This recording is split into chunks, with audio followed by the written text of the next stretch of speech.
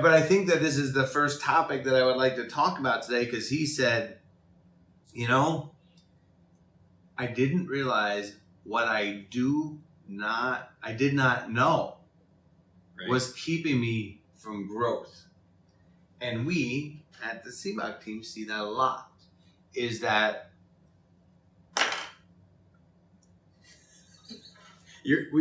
we open eyes? Well, sometimes we can introduce some ideas. Well, I think that we're doing with the podcast. Agreed. We're opening the ideas. Changing minds. Yes, and it's hard because it can be a little off-putting because we feel as agents in our own skin that we're doing a great job. And I know that I like to poke the bear. And when I poke the bear and say, maybe you're not doing the best job for your own clients, even though they're telling you do a great job. What do you mean you like to poke the bear? What are you talking about? You like to call people out. You like to call out other agents for not putting the consumer first. Yeah, I like to call people out for everything. I mean, it's one day when someone goes to roast me, they're gonna have a lot on the plate to roast because nice. I'm one critical mother humper. That's the polite way to say it. Yes. So Kathy said most agents do not realize what they do not know, and that is absolutely true. Look, I can't even bring that comment on the screen. Wow. That's fancy new. Yeah, most agents do not realize what they know, but that's what it was nice. Hi, Mindy. But it was nice for Kenny to say that because I don't think that people come on and say I would like, I think it's there's so much growth to get. All right, so so afterwards we were talking and you were like, there was nothing, like that was such a great show. That was so great. Everything that he said was great. I was awed by his greatness. You were awed by his greatness. And a part of what he said that you have been critical of from other agents came up.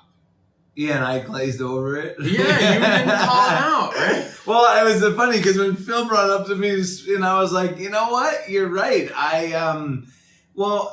I gave the analogy, right? Like, because I love analogies. And all right, but can we talk about what that piece is? Like, you have been critical when I've heard you say that for agents that used to control the home search process. Right, we all used to control the home search process in the business before the internet allowed consumers to shop on their own. Yes, and I've heard you critique agents that said, that really wasn't my job anyway. I'm here to be your trusted advisor. Bullshit.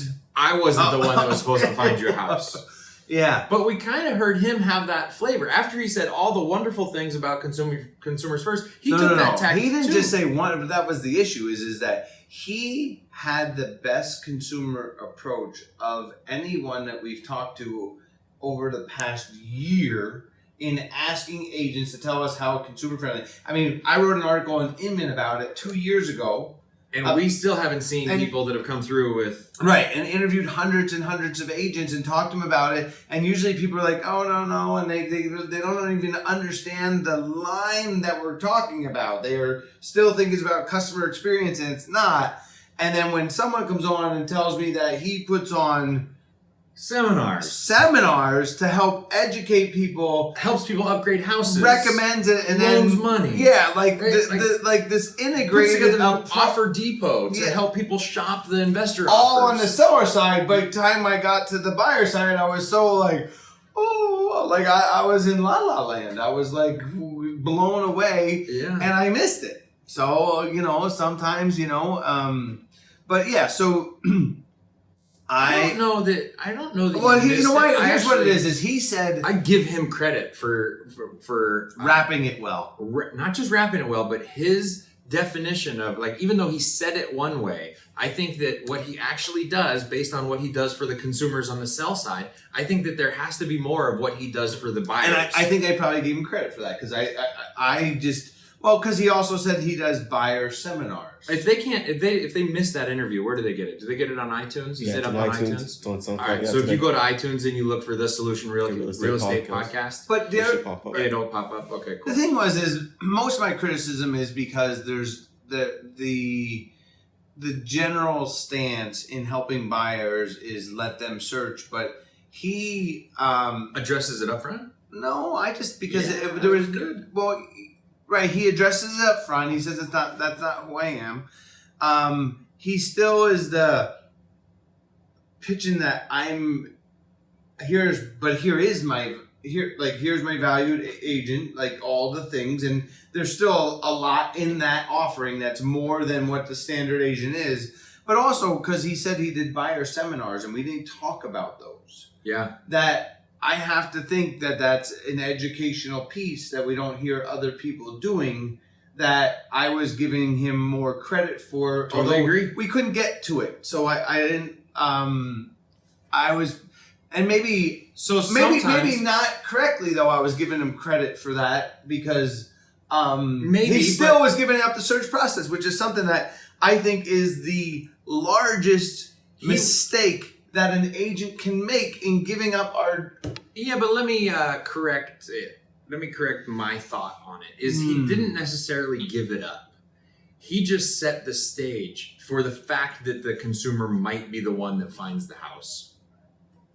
Right? He didn't say, I don't actually help them. He just prepared them so well in the beginning to say, you might be the one that finds the house. And then, of course, we had one of our agents that called us afterwards and they said, I love that line because I just had a client that we closed on and it got a little sideways towards the end. And the client wrote our agent an email and said, I'm the one that found this house. I dropped it in your lap. It was all me that did this. Well, that's why my argument is that we need to do more for the consumer. But also, I think that they list a lot of houses, so they got to have a lot of pre-listings. I have to think that they're dangling some carrots out there and finding houses that are off market. I agree with that. I was maybe giving them more credit that we didn't get there because we couldn't talk about everything. Because if we could have an interview with a man, someone that's doing $100 million. Like, what percentage of their bailiwick do you think we talk about in a half an hour? 4. Right, exactly. So I was 4%. I was just more of so the analogy I gave to Phil was, when LeBron James has 4 turnovers in a game, and that turnovers in basketball is something that's not good, that's going to lead to a lot of losses. He gets away with it because he scores 30 points and he's got 9 assists and he's got 9 rebounds. So when you're that active and you touch the ball every time down the court and you only turn, it's not so bad because you're doing all this other stuff. But still, looking at the baseball analogies that we used to use, where the shift, the Diamondbacks didn't make the playoffs, Phil. I know it. Right. Like, they got boring to watch as soon as they were out. As soon as you start talking about it. Yeah, unfortunately, I'm the catalyst here. Sorry, it was I caused the walk-off home run in the bottom of the 9th when we were at the Rockies. That really was the deal. And the one in LA. But that was when we were talking about concessions versus being the client experience versus the teams that are now doing the shift all the time to improve their gameplay. Right. And so what we heard from Kenny was a lot of the shift that he's doing. Yeah, he's shifting for every single batter. Like, to me, it was amazing because I was like, how do you know when to shift? Like, if you're doing so much. He also said something that was awesome. Okay. Somebody will always be after your market share. That was good. Oh, can we have can we make a little thing come up over my head that's like thinking? Yeah. Someone is always after your market share. I would say that he definitely had some great scripts. That's true. But that script, what you said is I just never looked at it that way. Yeah. Yeah, but I think I don't know that's putting it was good. I actually have I've got a little bit of leadership envy for how he spoke. He referenced books more than I do. Yeah, but where I was at with him, because I was digging with the books. I was digging. Yeah. I'm a digger. That I don't know that everybody can read books and succeed. There's the most famous investor of all time is named, one of the most famous investors, Warren Buffett, does that. But he said that his best skill is having each day 100 great ideas and his ability to focus all of his attention on the best one.